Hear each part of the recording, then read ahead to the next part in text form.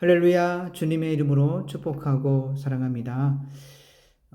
이제 백신 접종이 계속적으로 이루어지고 있습니다. 이제 구역 방학은 7월 말까지로 한 달 남짓 남았는데요. 앞으로 남은 기간 동안이라도 우리가 모일 수 있다면 예배를 통하여서 하나님께 영광 돌리며 다시금 이 회복의 은혜가 함께하기를 주님의 이름으로 간구드립니다. 먼저 기도드리고 시작하겠습니다. 하나님 아버지 감사합니다. 오늘은 하나님을 잊지 말라라는 주제로 함께 말씀을 나눕니다. 이 시간 말씀을 통해서 더욱더 우리 마음이 하나님의 은혜가 풍성케 하여 주시고 날마다 주님의 이름만을 기뻐하며 즐거워하는 귀한 은혜의 시간 되게 하여 주시옵소서. 감사드리며 거룩하신 예수님의 이름으로 기도하옵나이다. 아멘.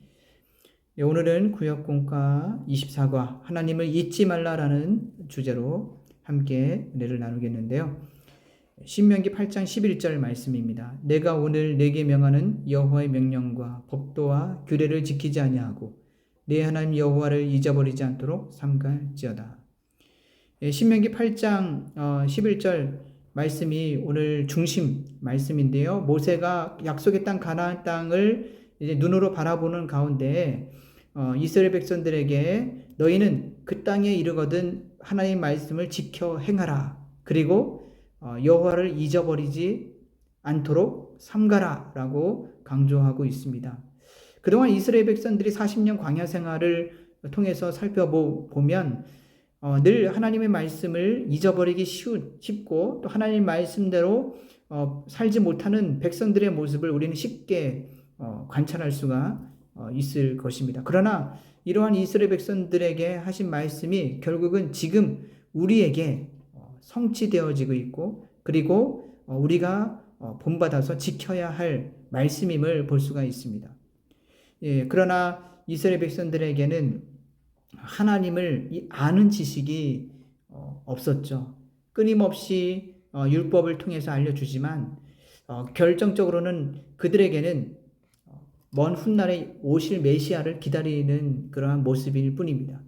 여전히 하나님과의 관계는 이 죄로 인해서 아담으로부터 내려오는 이 죄의 속박으로부터 벗어나지 못한 채 늘 하나님과 소통하지 못하는 그러한 제약된 삶의 모습입니다. 자, 그런데 오늘 첫 번째 말씀을 통해서 살펴보시면 이스라엘 백성이 어떤 때에 하나님을 잊고 살아가게 됩니까? 네, 이스라엘 백성들이 광야 생활을 하는 가운데에서 신명기 8장 12절에서 14절 말씀을 보시면 은과 금이 풍족할 때 그리고 가축이 많을 때에 조심해야 될 것이 있다라고 말씀해 주고 있습니다. 그것은 바로 하나님을 잊고 살아가는 교만함에 빠지지 않게 조심하라는 것입니다. 왜일까요? 하나님께서 분명히 은과 금과 가축을 풍성하게 하셨습니다. 그러나 그것이 오히려 덫이 될 수가 있다는 것입니다. 그것이 오히려 우상이 될 수도 있다는 것입니다. 이것을 조심해야 된다는 것입니다. 그래서 이것으로 인해서 무언가가 우리 마음이 죄를 짓고 또 교만함에 빠지지 않도록 항상 깨어 있어야 된다는 것이죠.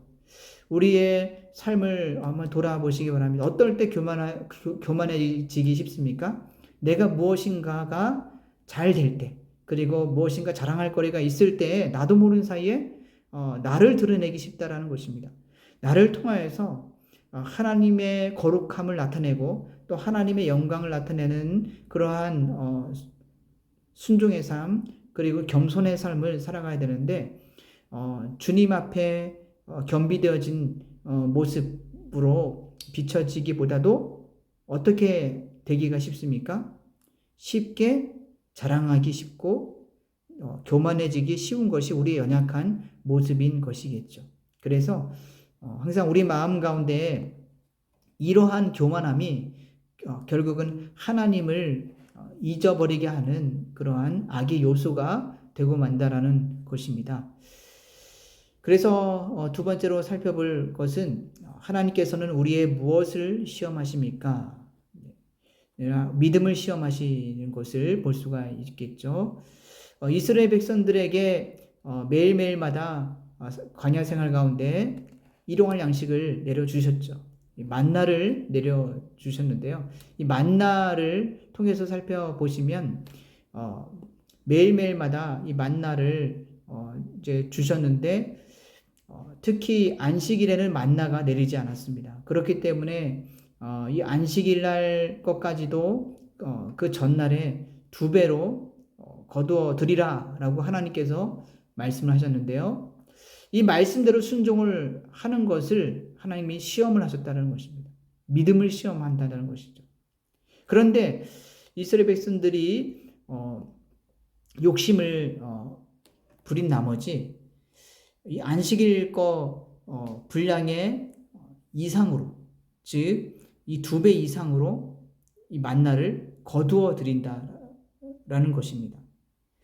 그러다 보니까 결국은 다 먹지 못하고 남는 이 만나에 대해서는 그 다음 안식일 날이 되었을 때 어떻게 되었을까요?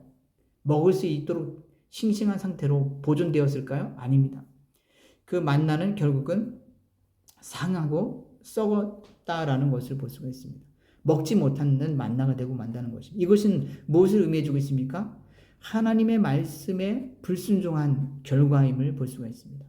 하나님의 말씀에 순종했을 때 정확하게 2배만 거두어 드렸다면 나머지 이 안식일 분량의 만나는 썩지 아니하고 그대로 잘 보존이 되고 만다라는 것입니다. 그래서 하나님께서는 지금도 믿음을 시험하실 때 우리가 어떠한 자세로 살아가기를 원하십니까? 하나님의 말씀에 순종하는 그러한 믿음을 보신다라는 것입니다. 그래서 우리는 항상 내 생각이 앞서거나 또는 하나님 말씀에 불순종할 때 결국은 썩어진 만나와 같이 우리의 삶이 결국은 이 세상의 죄악에 노출되어지게 되고 또 하나님이 기뻐하지 아니하시는 어리석은 삶으로 전락할 수도 있다라는 것이죠. 그래서 하나님께서 우리의 믿음을 항상 견고케 하시기를 원하십니다. 우리 믿음이 하나님께서 주신 값없는 선물이기 때문에 그렇기 때문에 우리가 항상 늘 깨어서 말씀과 기도로 이렇게 하나님 앞에 나아갔을 때 우리의 믿음이 더욱더 단련되어지고 또 하나님이 기뻐하시는 믿음으로 성숙하게 자라나는 그러한 은혜가 함께 하실 것입니다. 세 번째 질문을 보시면 하나님께서 우리의 믿음을 시험하시는 이유가 무엇입니까? 복 주시기 위함이다 라는 것입니다. 그래서 신명기 8장 16절을 보시면 마침내 하나님께서 이렇게 만나를 매일매일마다 주시고 또 거기에 순종하라 라는 이유는 우리에게 이 복을 주시기 위함이다 라는 것입니다. 우리의 삶 가운데서도 우리가 복 받기를 원할 것입니다. 그러나 이 복이라는 것은 세상과 다름을 볼 수가 있습니다. 세상이 바라보는 시선은 무엇입니까? 형통함, 또 기복주의적이고 뭔가 돈을 많이 번다든가 또 무언가가 여러 가지 승진을 한다든가 이러한 것이 복의 기준이 될 수도 있습니다. 그러나 우리의 복의 기준은 하나님이십니다. 예수 그리스도가 우리의 복의 기준점이 되신다라는 것을 우리는 항상 기억해야 할 것입니다. 그래서 우리가 어떠한 상황 속에서도 이미 하나님이 부어주신 이 복이 우리 안에 함께 하고 계시다라는 것을 잊지 말아야 할 것입니다. 갈라디아서 3장 9절 말씀처럼 예수님을 믿음으로 살아가는 자에게는 아브라함과 함께 복을 받으리라 라고 말씀해주고 있습니다. 아브라함에게 주신 복이 예수 그리스도를 믿는 거룩한 성도들에게 이미 주어져 있다라는 사실을 잊지 마시기 바랍니다. 그래서 복은 멀리 있는 것이 아니라 이미 우리와 함께하고 계십니다. 네 번째 질문을 보시면 하나님의 백성들이 세상 속에서 기억해야 할 것이 무엇입니까? 늘 하나님 여호와를 기억해야 합니다. 하나님을 잊지 않고 믿음으로 살면 하나님께서 우리의 모든 일이 형통케 하시고 또한 심지어는 하나님께서는 이 재물을 얻을 능을 또한 허락하시기도 하십니다. 그러나 우리가 한 가지 기억해야 될 사실이 무엇입니까? 이 돈을 많이 벌고 형통할 때 교만해지기 쉽다라는 것이죠. 그래서 그 가운데서도 항상 하나님 앞에 예배하고 또 자족하고 감사가 끊이지 아니하는 그러한 온전한 신앙이 우리에게 필요한 것입니다. 그래서 하나님이 주셨음을 믿고 겸손하게 감사함으로 하나님과 이웃을 섬기면서 살아야 합니다.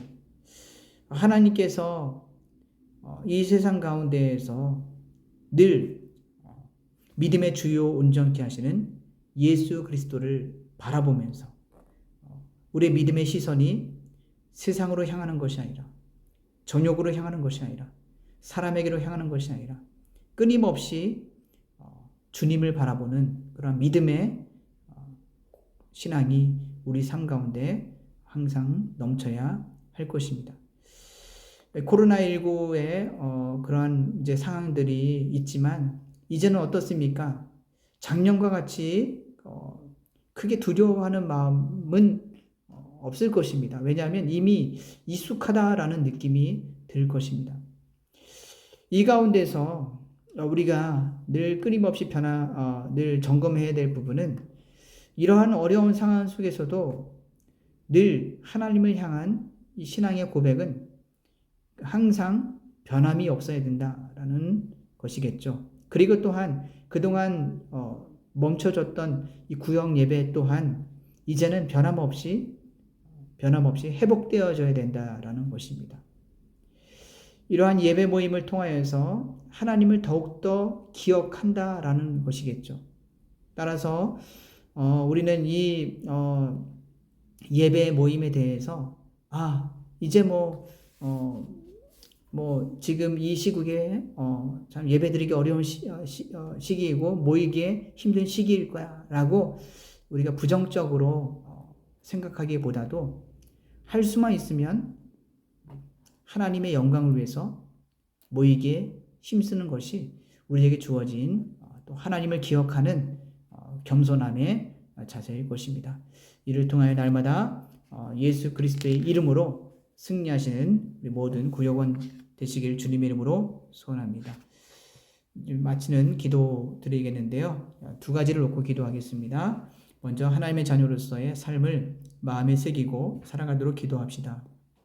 두 번째는 습관처럼 짓는 나의 죄와 허물을 하나님 앞에 솔직하게 고백합시다. 잠시 기도드리겠습니다. 하나님 아버지, 우리를 자녀 삼으신 주님의 이름을 높여드립니다. 하나님의 자녀답게 날마다 성령님과 교통하며 날마다 주님의 이름을 기억하며 주님의 이름을 찬양하는 복된 믿음의 삶, 예배의 삶으로 함께하여 주시옵소서. 하나님, 날마다 알게 모르게 지은 내 마음의 교만함과 또 내 마음의 모든 탐심과 제약된 모습들을 이제 긍휼히 여겨 주시사 아버지, 믿음으로 고백되어지는 모든 재앙마다 예수님의 보혈로 정결케 되어지는 은혜를 베풀어 주시옵고 그리하여서 하나님의 거룩함에 참여하고 늘 아버지 하나님과 소통하는 거룩한 예배의 삶, 기쁨의 삶 되도록 주님께서 인도하여 주시옵소서. 아버지, 특히 구역장으로 섬기시는 모든 일꾼들에게 함께해 주시고 하나님, 그동안 못 모여서 더 어렵다라고 생각하는 것이 아니라 하나님, 이럴 때일수록 어떻게 하면 주를 위한 모임을 가질 수 있을지를 다시금 아버지 오늘 말씀을 통해서 셈을 얻고 다시금 예배의 회복이 일어날 수 있도록 그리하여서 하나님을 기억하는 하나님을 찬양하는 귀한 복된 모임이 다시금 일어나는 역사가 아버지 하나님 모든 구역 가운데 임하게 하여 주시옵소서. 감사하며 거룩하신 예수님의 이름으로 기도하옵나이다. 아멘.